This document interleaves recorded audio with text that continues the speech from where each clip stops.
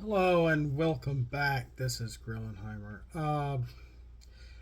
As you can tell, I've had my hair cut, and this is a result of that haircut. I went somewhere kind of pretty far from where I live to get a haircut. Um, and I went in, and I just miss a barber. I don't mind women, ladies cutting my hair, but I just miss having a barber. I don't know why. Ever since he passed away. But and so I went to this shop. I won't say where, who, or what extent or anything like that. But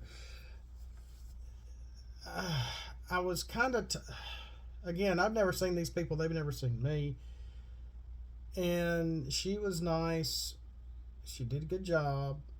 I gave her, I thought, was a decent tip, about like a fourth of the price, 25%.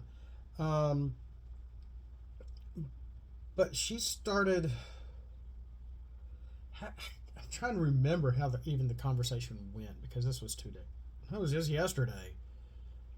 Oh my gosh, my memory is shot. Um, this was just yesterday, and we were talking, and I was kind of complaining about my family to some extent. She was telling me some about hers, what happened to her husband, what I was dealing with my mother, and she was really trying to help me to look at the glass half full, taking on a positive aspect on it, on everything, and there's nothing wrong with that. That I mean, she would thumbs up to her, and trying to turn my frown upside down, so to speak, about that. And I remember trying to explain to her how a close relative has kind of altered the demeanor and personalities of some other close relatives. That's all I'm going to say about this. And it kind of took her aback. And then I started explaining about social media to some extent, and how one of my kids got into some really bad social media, and I even and that and here this is interesting, because I said something, and I didn't mean to get political. I didn't mean to get in, and I think I stepped on her toes metaphorically, because I said I was trying to explain to her one of my kids complaining about the school they went to, not liking it, all these list of things: I hate, hate, hate, hate, hate. I hate this kind of, this very bad attitude, negative attitude they had towards their school, and wanted to go to, how can I say this, a more accepting kind of school compared to her own, she thinks.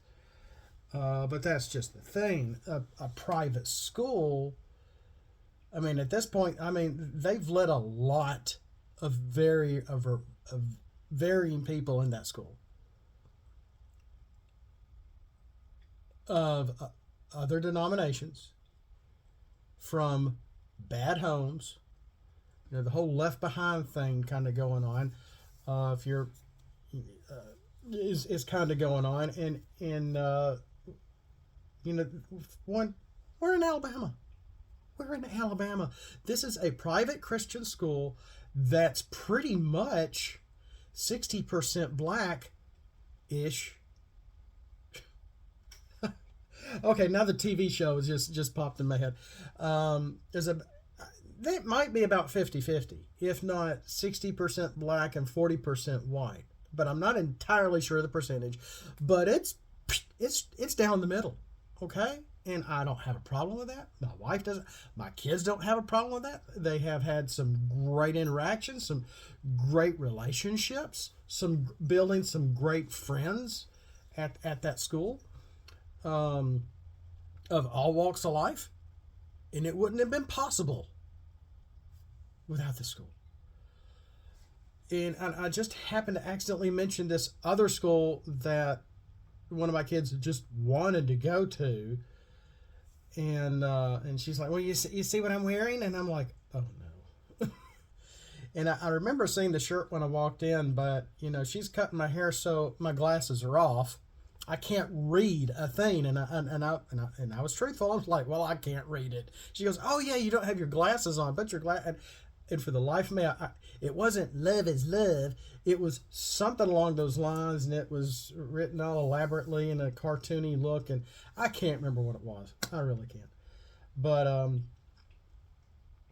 and then I was telling her how one of my kids is now in college and really trying to do well for themselves and working and paying off a good part of the loan already. It's not even, the interest hasn't even been added yet.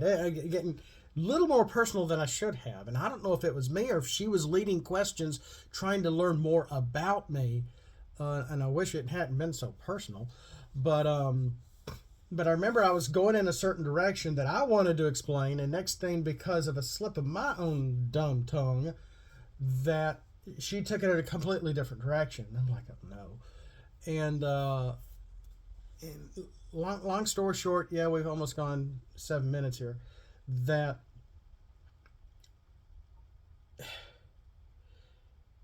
and she's like, oh, well, so it sounds like your kid is doing well.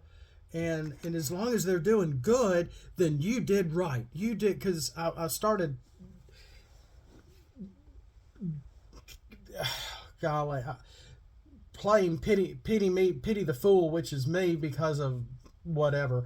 And she was trying to really lift me up. She really was. But while she did mention about growing up in the church or something to that effect, and she's like, well, as Christians, we should all love everybody. And I'm like, well, yeah. I'm not discounting that. But then I also mentioned how one of my kids had, gotten into a social media group of a fan base of a certain cartoon, or from a show from Cartoon Network, that, and I just came out right and told her, I said, that fan base was vile. They were very foul,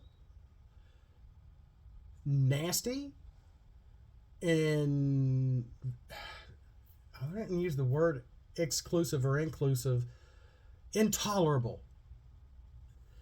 And I think it went right over her head, because I'm actually talking about a group that is very alphabet. So I'm going to say, because I'm on YouTube.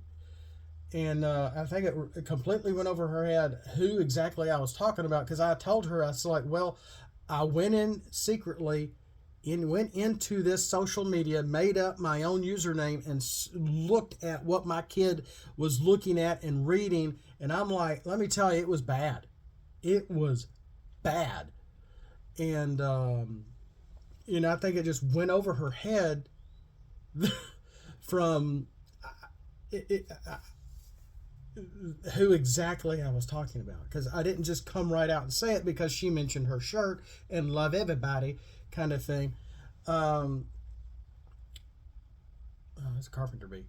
And so I kind of bit my tongue at that point. And then near the end, she's like, well, as long as your kid does good, then you did good. And I'm thinking to myself, as long as they're good. And again, I had to bite my tongue, because the whole conversation started just talking about comedy and the comedians of old, and how she liked Eddie Haskell, Eddie Murphy, Raw, and she was talking about, was she talking about Sam Kinison or Bill Cosby? No, she didn't talk about Sam Kinison. I think we mentioned Bill Cosby. We're talking about Chevy Chase. We've started talking about movies, and we should have just stayed with movies. Chevy Chase and a lot of the original Saturday Night Live cast, and just how funny they were, and how the things that they had gone on and done.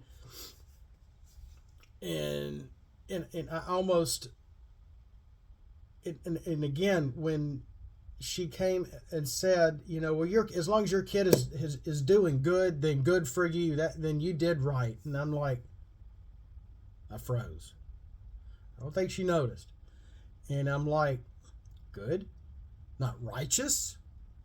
Righteous is something we should strive for. Good is a relative term. If I had the mind, and I didn't want to debate because I'd never been in this establishment before. She didn't know me. I didn't know her. And she had her own issues with losing her husband just some years ago, so I didn't want to go too deep in the waters, but we kind of already did, and I didn't, so I didn't want to debate her one-on-one about some things we both had mentioned and that we really shouldn't have mentioned while she's cutting my hair with sharp objects, and so I'm thinking, if I had thought about it, I could have really flipped the tables and said, well, good is a relative term. Good is not righteous. I'd like her to be righteous, but my kid doesn't believe in God. My kid is probably, if their university is joining in some of these things going on we're seeing right now, my kid will probably want to unfortunately be a part of that. And I would not want my kid doing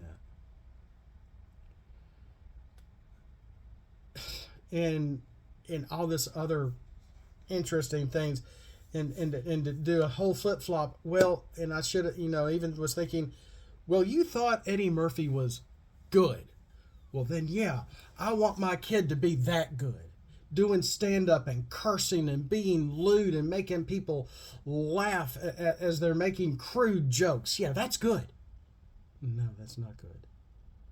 Even Eddie Murphy has grown and matured since that era. After he had kids and he did like the Shrek movies and then started doing a lot more family friendlier content. Believe it or not. Compared to, the 70s and 80s. And a lot of those other Saturday Night Live people that are still living from that era, and I came close to flipping that, and I'm thinking to myself while I'm sitting in her chair, and I'm like, I don't need to mention that. I just need to let it go and let her think good is good, even though it's a very relative term. Because good isn't righteous. The only thing that is good is God. And only God is righteous, and we are all broken. And we are all sinful. And we all should strive to be like God. And thanks to the Word who became flesh, let us know while we're here, we do need to follow the rules of the world while also following the rules of the Lord and the Father. That is good. That is steps in being righteous, in how we treat other people. And I was trying to bite my tongue in that argument and not mention anything else, not going against what she said. And we ended on good terms. We were looking at the products, and she was telling me about some of the products there. And lemon sage can, really help thicken my hair because I got a bald spot. I was telling her my wife likes making fun of my bald spot and everything. And how I used to buy the tea tree stuff years ago. She was really nice. She did a good job. And I let it go with that. And I gave her what I thought was a decent tip. Like I said, 25% of the cost of the haircut. Maybe I should have given her a little more, but you know, everything is relative. Good is relative. Righteousness is holy, and none of us are holy. Only He is holy. I'm not. You're not. She's not. My kids aren't. Your brothers, cousins, aunts, grandfather's grandniece isn't righteous. Neither are our animals. My wife isn't righteous. We can strive to be good, but is good really righteous? You know, I mean, godly ones rejoice in what is righteous. That's from Second Chronicles 6:41, I believe. And that's only not taking it completely out of context.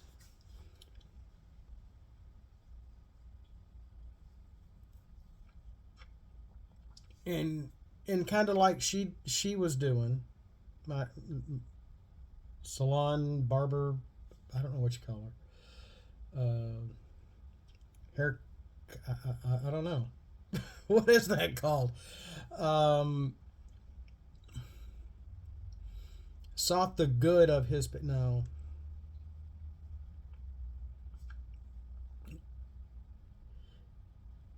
Isaiah 1:17, learn to do good. Very general term. We could flip to the book and get more context out of that. But there's nothing wrong with being good. Nothing wrong with it. But your good may be different from what I consider good. What I consider good may be different from what my kids think is good. You know, one of my kids not cursing a 4-letter word out of their mouth for a change may actually be good. You know, while the other one not quite getting that A- or a B, they may not think that is good and can do better. Me working in the yard thinking what I've done is good. It's good enough. Could it be done better? Could it be more immaculate? Absolutely. We're surrounded by woods and trees and shrubs and things. I still could be trimming and trimming and trimming and trimming, and I should have been doing that. But I'm tired. But it's good enough. You catch a couple of fish for the day, maybe some crappie or bass to eat later. Skin them, chop the head off, whatever, and get them, fry them up. Boy, that actually sounds good right now. I just can't stand picking out the bones. Haven't done that in years. You catch 3 good fish. That's good enough. Could it be better? Yeah. Could you catch a bigger fish and keep fishing and fishing and fishing until you get a bigger fish than what you already got? Maybe put one of the smaller ones back? Yeah. That could be good too. Everything could be better, but it's not righteous.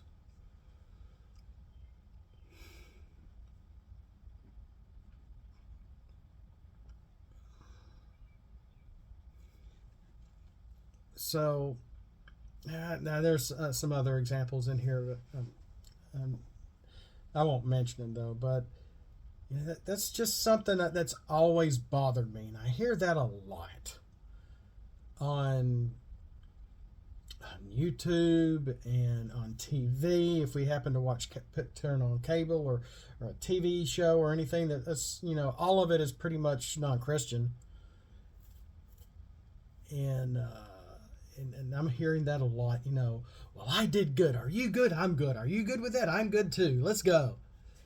Was it bad? No, it was good. Well, that's good. You can get lost in a sea of good and nothing good really happens. When you take God out of the picture, anything better than your worst can be good. But it may not be in excellence. It may not be refined. It may not be immaculate. But it's good. It's all relative. Sorry, I got gum in my mouth. But that's all. This is what it was been waiting on my heart for the past day or two, ever since I got my hair cut. And and I've had issues with the school that my kids have gone to. It's been good, but I don't think it's been good. And that's complicated. I don't want to get into that right now. I've already gone 20 minutes. But I just want to say thank you for listening. The question of the day is, what is your good? How good are you? Can you do better? What's righteous? And what's the opposite of righteousness? These are questions, if you don't know this or want to know this at all, where are you getting your morals from? What's bad? What's good? How do you weigh that if everything is relative? Without it being righteous and unrighteous. That is the world in which we live in, where criminals get to go free, where people come over and are sitting,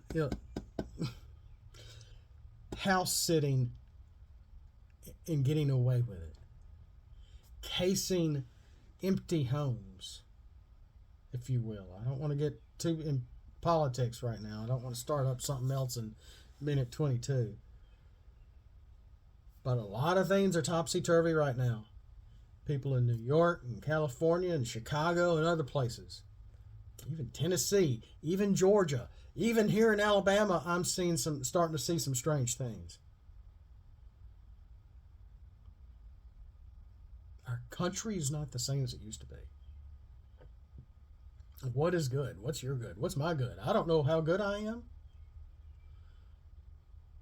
If we don't have the Bible to help tell us what is righteous and what is unrighteous, then us as a family, as a parent, as a mother and a father, trying to teach our kids what's right and what's not, what not to do. No, you can't do that.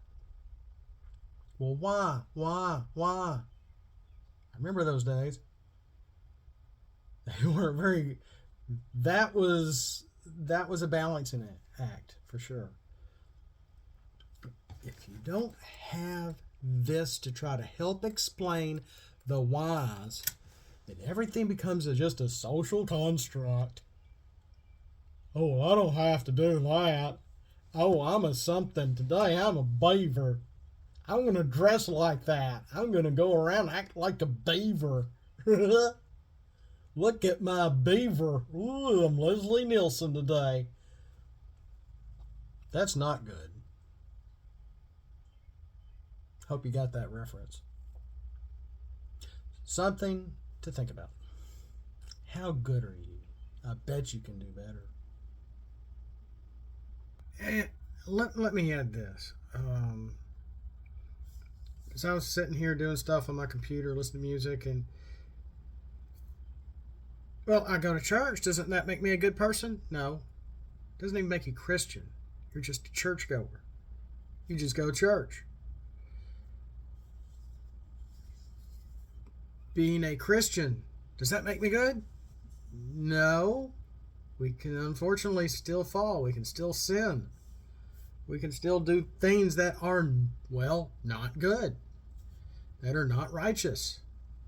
though we might be less tempted to do such things. But we're still tempted. We're still living, we're still a broken people in a broken world.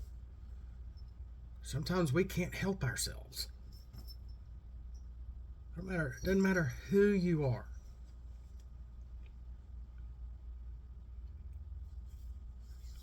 And I used to know people at a church I went to years ago that I found out before I was not a church going person. We went to a lake house with boats, and we went and had boats and spent time with relatives, my grandparents and my uncles, my aunts, my cousins, and our friends and their friends, all together, doing stuff on the water, in the woods, running around, hiding eggs, doing this and that and the other. Rarely did Christmas up there. I think we'd had Christmas one time, maybe twice. We didn't really like it. But was that good? Yeah, it was good. Made some great memories. We were a strong family until we started losing people. And God was like, you, next, I want you. You're next. Sorry, the cats are playing. And so we have great memories of that place. It's owned by somebody else now.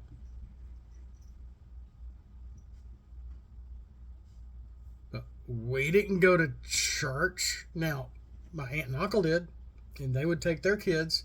Sometimes they were not always at the lake house. They were torn between sometimes going up there or not. Sometimes they go to church. Sometimes they come to the lake house. And then there was a church eventually about the early to mid 90s I started going to. I had lost my grandmother around 93, 94. And we just started going. After my grandmother passed, we didn't go up there a whole lot. Now, I will say this. I just got distracted. Just had something pop up on my phone.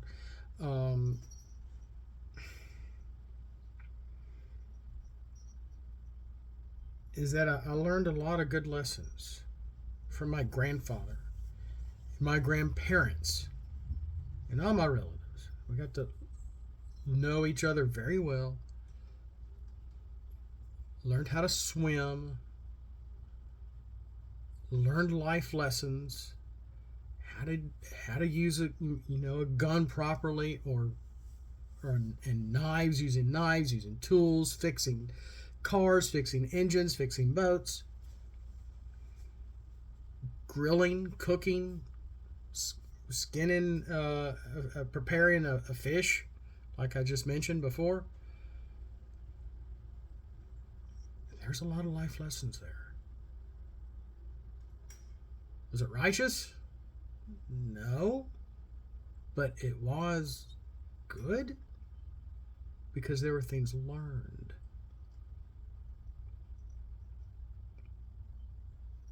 Was it bad? Also relative, but also yes. Because we didn't have a parochial life. We did not have a church family. But let me finish my thought real quick, and I got to wrap this up again. Was that the church I ended up becoming a part of. I found out a lot of kids that I went to high school with went to that same church. We had all graduated. I didn't see those friends much anymore.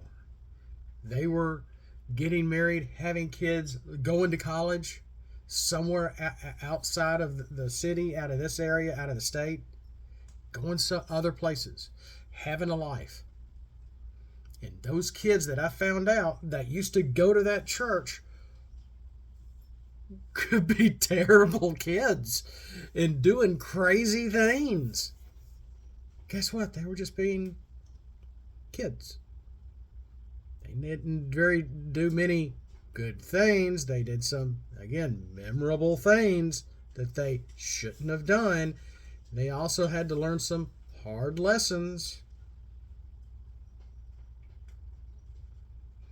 But just because you go to church doesn't mean you're listening to what's being preached, and you may not be applying what's being taught as well.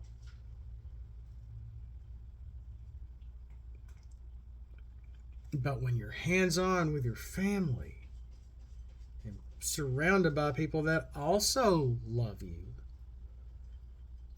and you're outside and it's hot or it's cold and you're having to cut wood in preparation for the winter for a lake house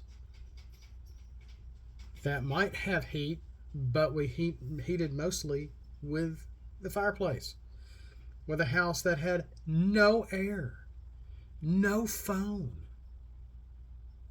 We had electricity. We had 2 TVs with antennas. That's all I'm going to go with that. No, this was before the internet. Shag carpet was up there forever. Oh my gosh! Oh the fleas when relatives would bring up their animals and dogs and stuff up there. There are fleas all in that house thanks to my relatives. I'd go up there on a spring break, even back in the '90s, and shortly after, before an aunt and uncle kind of moved in because they needed a place to stay. I'd go up there on the spring. I'd set up my Genesis or whatever, or Saturn or something, and plug in. I'd sit on the floor in the shag carpet, and I would be getting eaten up by fleas, eaten up by something that was living in that carpet.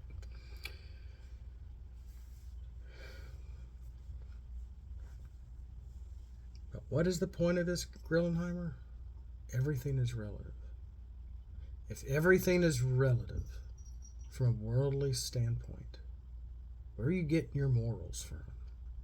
Is it good? Is it bad? Why? Why is that bad? Why is killing bad? Why is this bad? Why is playing around bad?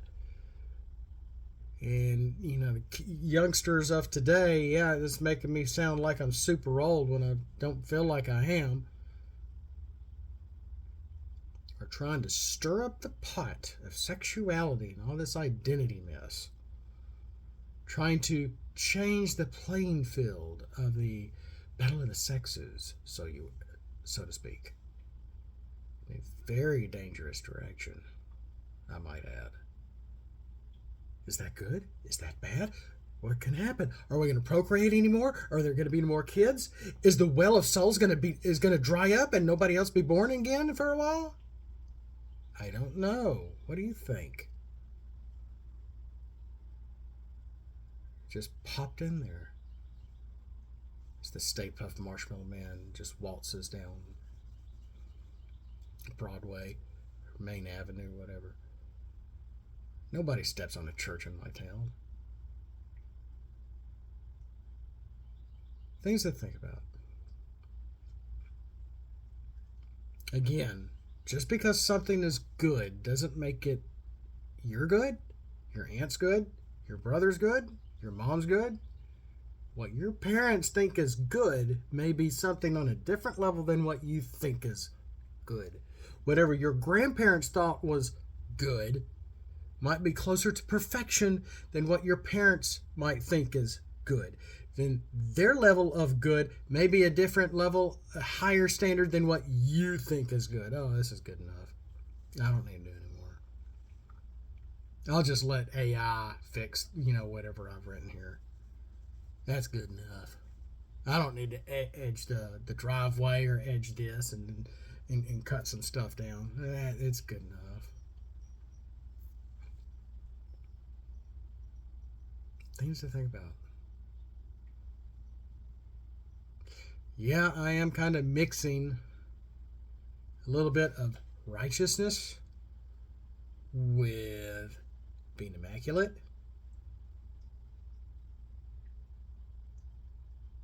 Or is there a difference? If God says something is good, If God says something is righteous and this is how it should be, as we break everything, every rule, everything that's handed to us on a silver platter sometimes, because we are, well, human, as much as I don't like that word.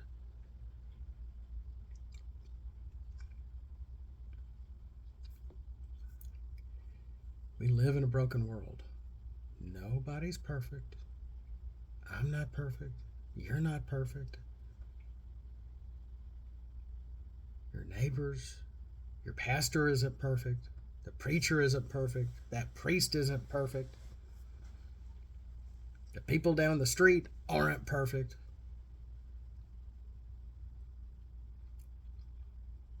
We're only as good as we think we are. Just trying to give you a few things to chew on, to think about, to question. I may not be the best critical thinker around here, but at least maybe I can get you to thinking. We didn't do much with the Bible today, and I apologize. This concludes Gamers Need Christ, because I believe we all do, and I believe He's our Messiah, and I believe He is coming again, and possibly soon. Thank you for watching. Glory be to God. Blessed is the reading of His Word. See you next time.